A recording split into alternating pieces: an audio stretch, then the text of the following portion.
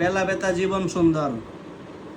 আমার নিজের হাতে মাংস যে ফাঁক করলাম রসুন দিয়া, ছেলে মেয়ের নিয়ে হামু, কারণ এক বছর পরে প্রবাসে চলে যাবো।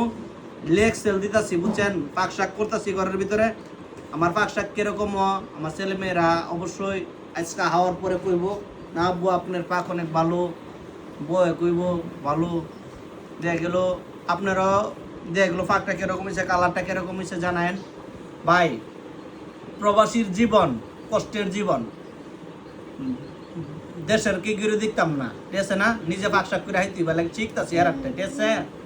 আর দেখা গেলো আরো তরকারি আছে, ভিন্ডি ইয়া তরকারি আছে, দুন্দুলের তরকারি আছে, দেখা গেলো মাছের তরকারি আছে, আরো ভর্তা আছে। হিগুলো তো আমুন আজকে আর যেটা হায়া পরে এটা পরে মন ছিলাম আমরা বাদে অল্প অল্প, ঠিক আছে? আমরা 1 কেজি চাইল লাগে না একদিনে, 5 জন মানুষ 1 কেজি লাগে না, বুঝছেন নি? এই যে আদা ভাতের গুঁড়া বাতাইতেছি চলবো। বেলা বেতা জীবন সুন্দর, কমেন্ট করবেন, শেয়ার করবেন আর সাপোর্ট করবেন, ঠিক আছে? এই